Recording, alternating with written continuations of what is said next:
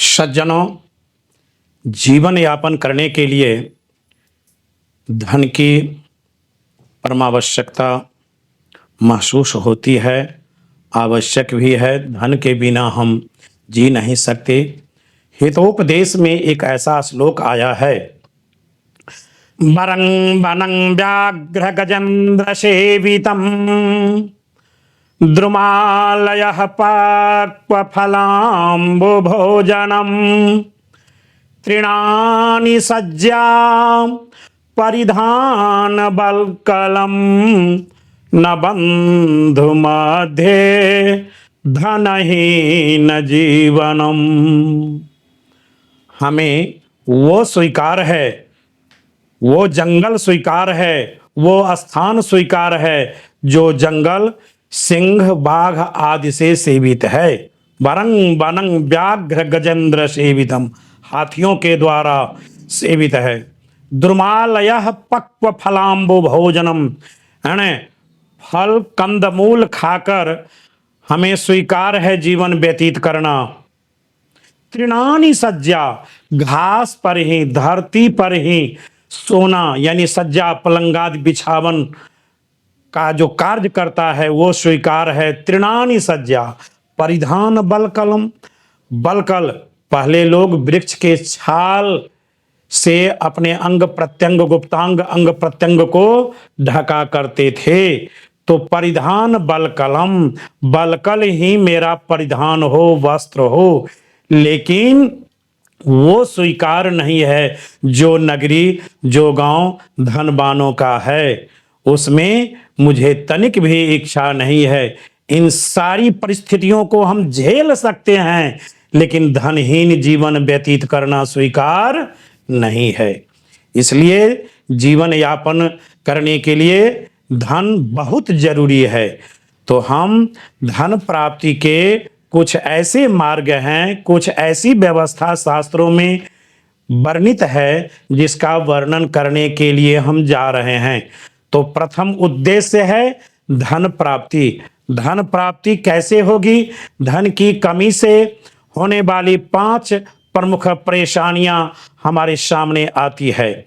तो सबसे पहले हम प्रथम पक्ष ले लें, प्रथम पॉइंट लें कि धन कमी से क्या क्या सब होता है। सबसे पहले तो मानसिक तनाव और अवसाद महसूस होता है। धन की कमी से व्यक्तिगत चिंता, अपवाद और आत्मसम्मान की हानि का अनुभव करना पड़ता है। तो आप समझते ही हैं।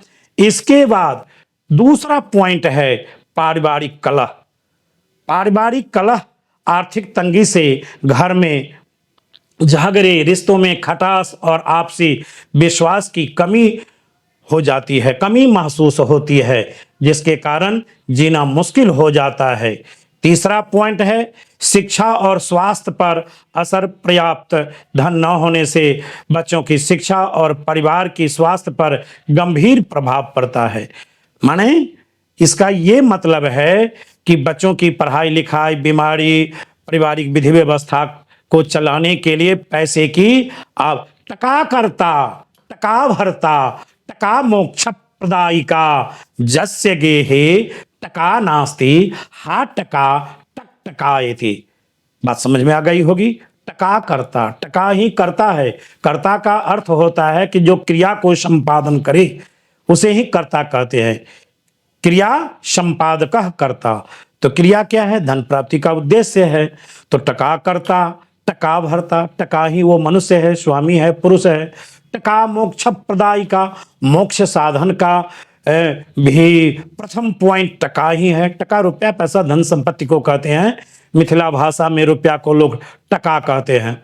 जस्य गेहे टका नास्ति, जिसके घर में टका नहीं है, रुपया नहीं है, हा टक टका टक टकायति, बस ऊपर की ओर देखते ही रह जाता है, टकटकाहट की व्यवस्था रहती है। बात समझ में आ गई। चौथा पॉइंट है सामाजिक प्रतिष्ठा में गिरावट। यदि आपके पास धन है, दौलत है, तो आप समाज में प्रतिष्ठित व्यक्ति हैं। कोई कर्म करके किसी भी प्रकार से धन संपत्ति को जो अर्जन कर लिया, प्राप्त कर लिया, धनवान हो गया, दौलतवान हो गया, संपत्तिशाली हो गया, समाज में अभी का जो माहौल है वही प्रतिष्ठित व्यक्ति गिना जाता है। तो पैसा के अभाव में मुझे सामाजिक प्रतिष्ठा भी प्राप्त नहीं हो सकती, समाज में मान सम्मान और आत्मविश्वास में कमी भी आती है, लोग उपेक्षा करने लगते हैं। अब बताइए धन की कितनी आवश्यकता है। पांचवा पॉइंट है जो विद्या ददाति विनयम विनया दयाति पात्रताम पात्रत्वात् धनमाप्नोति धनात् धर्म ततः सुखम। माने धार्मिक कार्य में, दान पुण्य में धन की यदि कमी होती है तो हम पंडित विद्वान आपके यहाँ नहीं पहुंच सकते। तो सबसे पहले क्या है, विद्या की प्राप्ति। विद्या ददाति विनयम, विद्या विनय देती है, विनया दयाति पात्रताम, विनय से पात्रता आती है, पात्रत्वात् धनमाप्नोति, पात्रता से धन की प्राप्ति होती है, और धनात् धर्म, धन है तभी आप धर्म कर्म कर पाएंगे। अभी काशी प्रयाग जाने की आवश्यकता है, दिल में चाहत है, जरूरी महसूस हो रही है, लेकिन पैसा नहीं है। गाड़ी के लिए यहाँ भत्ता तो चाहिए, वाहन की व्यवस्था तो चाहिए, उसके लिए पैसा चाहिए, धन संपत्ति की आवश्यकता होती है। तो धन हम अपने घर पर हैं और एक पांव भी आगे बढ़ा दिए तो धन वहीं से खर्चा शुरू हो जाता है। धन पॉकेट में हमेशा चाहिए। तब ये धनात् धर्म, धन से धर्म होगा, तब ततः सुखम, उसके बाद सुख की प्राप्ति होती है। धर्मार्थ काम मोक्षाणाम चतुर्वर्गैव हीयति। धर्म अर्थ काम और मोक्ष, ये चार जो चतुष्ट है, जो व्यवस्था शास्त्रों में बतला गई है, उसमें सबसे पहले है धन। उसके बाद व्यक्तिगत धार्मिक कर्तव्यों, दान दक्षिणा, सेवा कार्यों से वंचित रह जाएंगे धनाभाव के कारण। अतः धन की आवश्यकता अब आप समझ ही गए होंगे जो क्या होती है।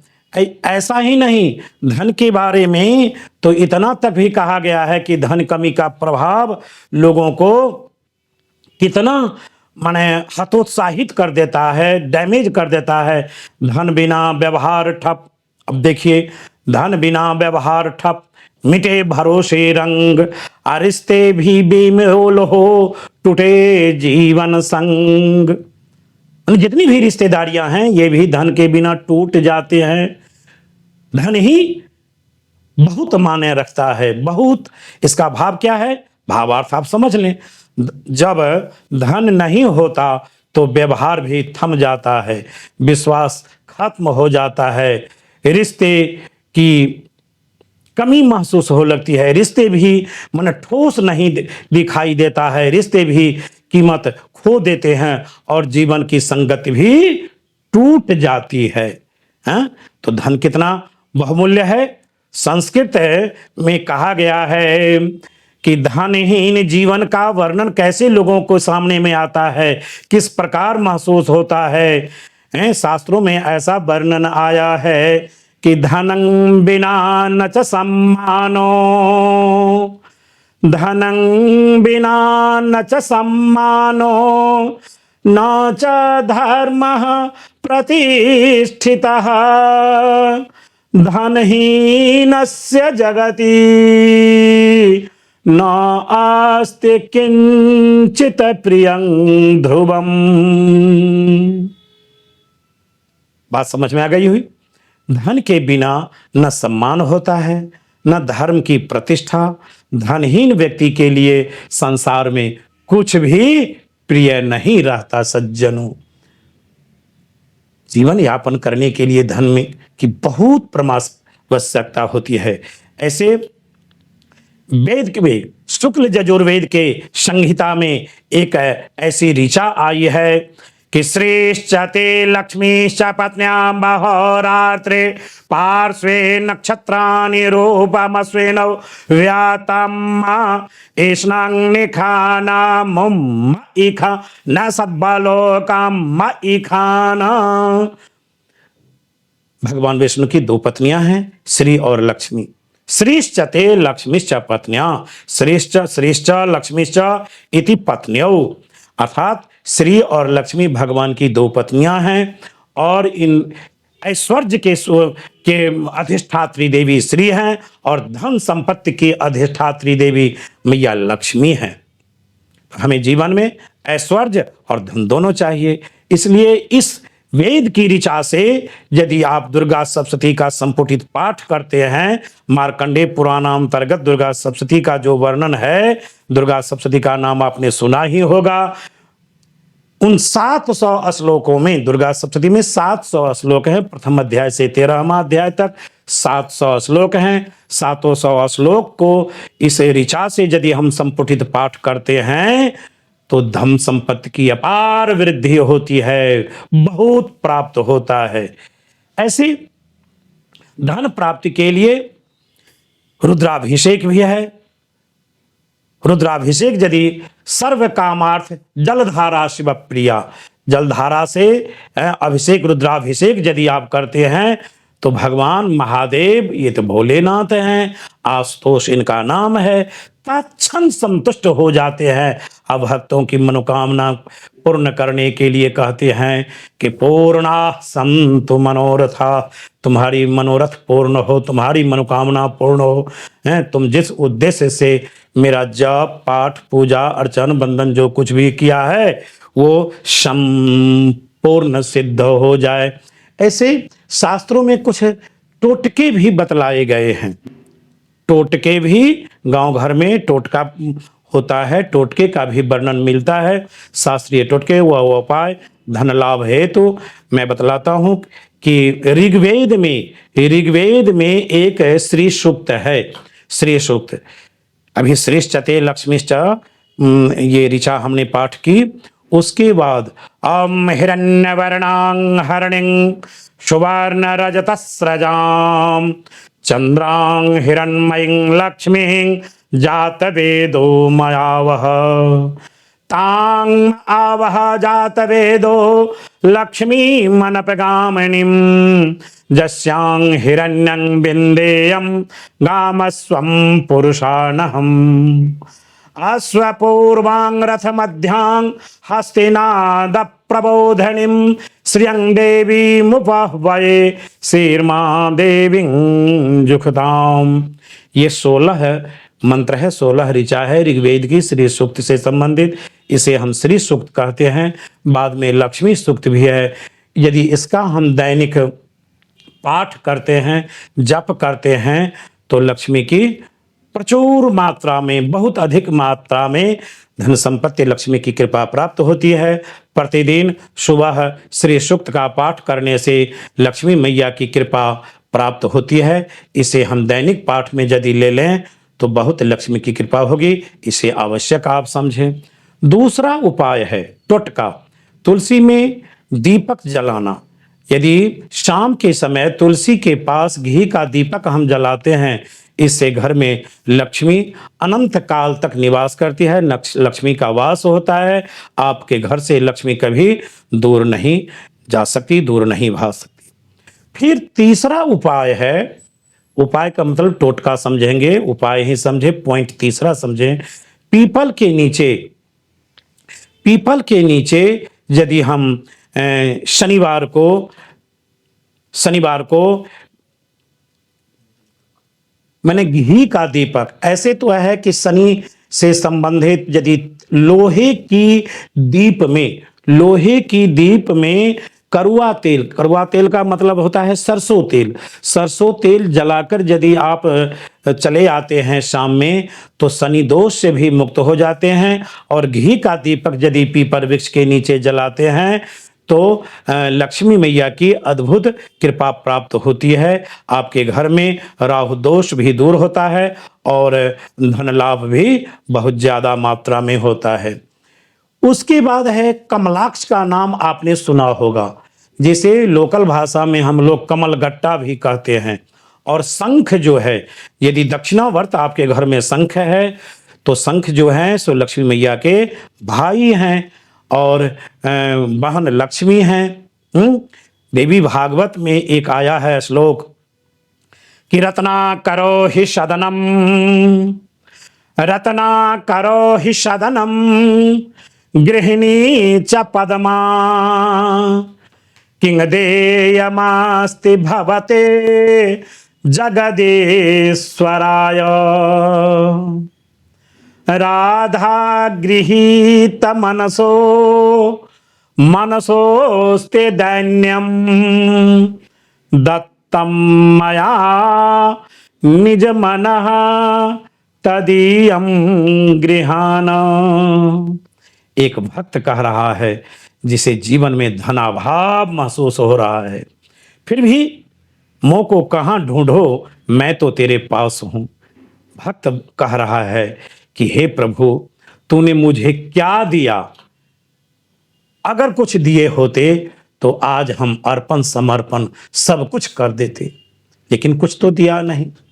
अब बताओ तुम ही प्रभु कि रत्ना करो ही सदनम।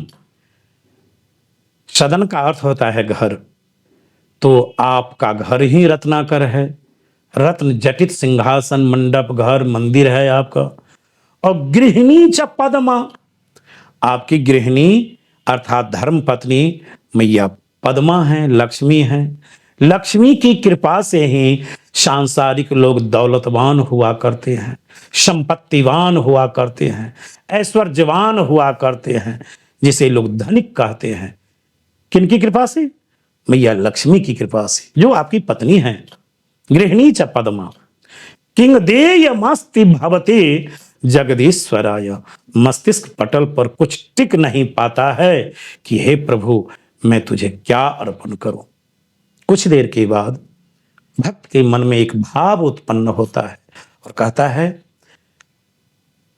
कि राधा गृहीत मनसो मनसोस्ति दैन्यम। राधा के द्वारा जिस दिन से आपका जो मन है, मन की चोरी कर ली गई राधा के द्वारा, उस दिन से आपकी दीनता आ गई, दैन्यता आ गई नहीं, और वो स्थान भी खाली हो गया। तो भक्त कह रहा है कि दत्तम मया निज मनः, मेरे द्वारा जो अपना मन है हम आपको दान करके दे रहे हैं, इसे आप स्वीकार करें। यही ना है, ममैवांसो जीव लोके जीव भूतः सनातन। यदि आप मन से पूजा करेंगे, मन से कोई वस्तु अर्पण करेंगे, मन से अगर कुछ आप याद करेंगे, तो भगवान कह रहे हैं कि जो तुम आओ एक पग, मैं आऊं पग 60। भक्त यदि विह्वल है प्रभु से मिलने के लिए, तो प्रभु भी उनसे ज्यादा विह्वल हैं, आतुर हैं, व्याकुल हैं कि ऐसे भक्त से जाकर गला से गला मिले। हम अगर एक पांव बढ़ाते हैं तो प्रभु 60 पांव बढ़ाते हैं, लेकिन हृदय से आवाज चाहिए। इसलिए पीपल के वृक्ष में आप यदि घी का दीपक जलाते हैं और शाम में रखते हैं तो मैया लक्ष्मी की अद्भुत कृपा प्राप्त होती है। गृह में शंख जो है, शंख ध्वनि महिलाओं के लिए निषेध है, लेकिन हम पुरुषों के लिए शंख ध्वनि एक मंत्र है कि त्वं पुरा सागरोत्पन्नो विष्णुना नमितः करे। भगवान विष्णु भी नमित होते हैं।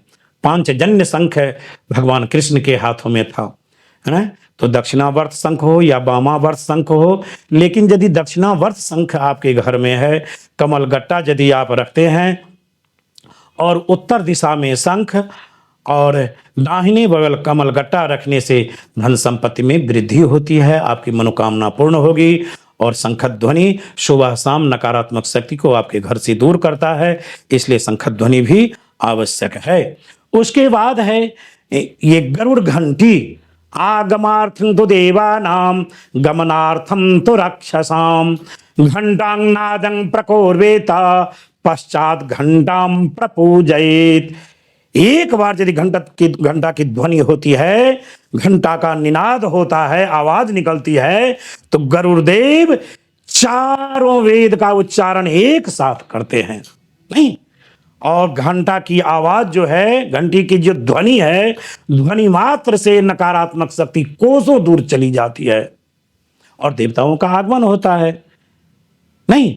आगमार्थम देवानम, आगमनार्थम तो राक्षसम, नकारात्मक शक्ति, राक्षस आदि जो कुछ भी है, निगेटिव ऊर्जा जो है, वो बहुत दूर चला जाता है। घंटांगनादम प्रकोपित, घंटा की निनाद से, आवाज से। इसके बाद पूजन वगैरह की जो व्यवस्था होती है वो आप करें। तो घंटा की ध्वनि जो है वो भी बहुत आवश्यक है। कमलगट्टा रखने से धन संपत्ति में वृद्धि होती है। इसे आप एकदम अपने आत्मसात कर लेना है, माने इसको अपनी हृदयंगम कर लेना है। पांचवा पॉइंट है, हम आप प्रतिदिन झाड़ू लगाते हैं, और ऐसा लोगों का कहना है, लोक मान्यता है कि गृह में झाड़ू को सम्मान के साथ रखें, सम्मान दें, प्रतिष्ठा दें। झाड़ू को पैर से न छूने दें, अर्थात झाड़ू में पैर का स्पर्श न हो। इसे लक्ष्मी का प्रतीक माना गया है। हम आप यदि गृह प्रवेश करते हैं, नूतन गृह में प्रवेश करते हैं, तो ऐसी लोक मान्यता है कि लोग साथ में झाड़ू भी लेकर के चलते हैं।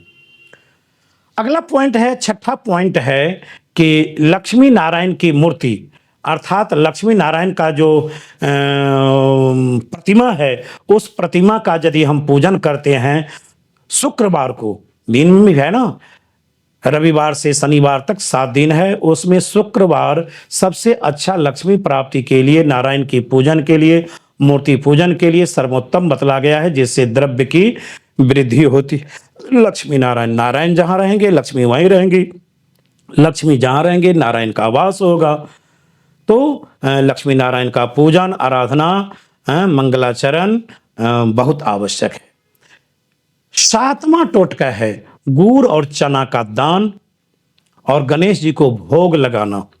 विघ्नेश हैं, आपके घर में विघ्नों का यदि आगमन हो चुका है, घर में विद्यमान है, तो गणेश जी को गुड़ और चना भिंगा हुआ, उस पर एक दूर्वा रख दें, दूर्वा का मुख ऊपर हो, 3 और 5 पत्ते वाले दूर्वा हो, उसमें गुड़ रख दें, चना वो फुला हुआ, क्या कहते हैं, गीला फुना वो हो, जिसके सामने हम कोई कटोरा या गिलास में एक मुट्ठी रख दिए, और उसके बाद सुबह में पानी को हटा दिए, उस पर में गुड़ रख दिए। यदि लड्डू है तो लड्डू भी दे दें, इससे गणेश जी भी बहुत प्रसन्न होती है। अब मैया तो प्रसन्न होती ही है। आपने देखा होगा कि दिवाली के दिन लक्ष्मी और गणेश का पूजन होता है, जिसमें गुड़ और चना आवश्यक है। पंडित वैदिक लोग उसे आदेश देते हैं। खास करके शनि और मंगलवार के दिन यदि गुड़ और चना का हम भोग लगाते हैं, दान करते हैं, गरीबों में, भिखारियों में दान करते हैं, बांटते हैं, तो शनि और मंगल का दोष भी शांत हो जाता है, कट जाता है। एक विदेशी व्यवस्था है गोमती चक्र की व्यवस्था।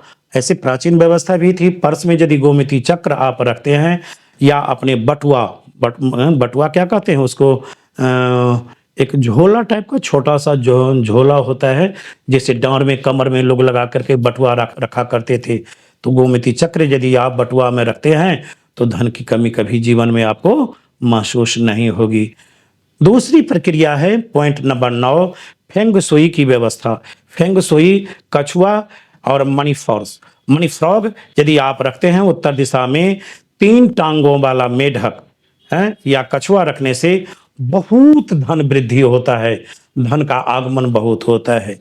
माने ये सब जो उपाय बतला रहे हैं, यदि आप सक्षम हैं तो ये करें, उतना भी सक्षम नहीं है तो थोड़ा ये कर लें, उतना में भी सक्षम नहीं है तो ये कर लें। क्रिया का लोप न हो, क्रिया का अभाव न हो। और हमारे यहाँ गाय को गौ माता कहते हैं, गौ को माता कहते हैं। एक माता तो 9 महीना गर्भ में बच्चों को रख करके जन्म देती है, और ये माता ऐसी माता है जो जीवन पर्यंत दूध पिलाती है। हम शिशु अवस्था में जब रहते हैं तो अभी माँ हमें दूध पिलाती है, और शिशु अवस्था से जब थोड़ा ऊपर उठ जाते हैं तो माँ का दूध अभाव हो जाता है। और ये मैया गाय जो है, ये मैया आजीवन, जीवन पर्यंत और मरने के बाद भी दुग्ध पान कराती रहती है। तो यदि इन्हें हम प्रतिदिन जो भोजन बनता है, रोटी बनती है, उस रोटी को या जो भोजन चावल दाल है, यदि वो ग्रास हम निकाल लेते हैं, गौ माता को पहले खिलाते हैं, तो 56 कोटि देवताओं को खिलाने का जो फल प्राप्त होता है, सिर्फ एक गाय को रोटी खिलाने से फल प्राप्त होता है। और रोटी व गुड़ यदि गाय माता को समर्पित करते हैं, खास करके सोमवार को, तो अद्भुत कृपा होती है मैया की, अद्भुत कृपा होती है। गुड़ मिठास का सूचक है। चंद्रमा है, गुड़ बनता किससे है? ईख से, इक्षुरस से। इक्षुरस से यदि आप लक्ष्मी की आराधना करते हैं, बाबा का इक्षुरस से अभिषेक करते हैं, तो प्रचुर धन की प्राप्ति होती है। यही भाव है कि गुड़ ईख से बनता है, और गुड़ मैया को खिलाने से, सोमवार को मैया माने गौ माता को खिलाने से सौभाग्य और समृद्धि का मार्ग प्रशस्त करता है जीवन में।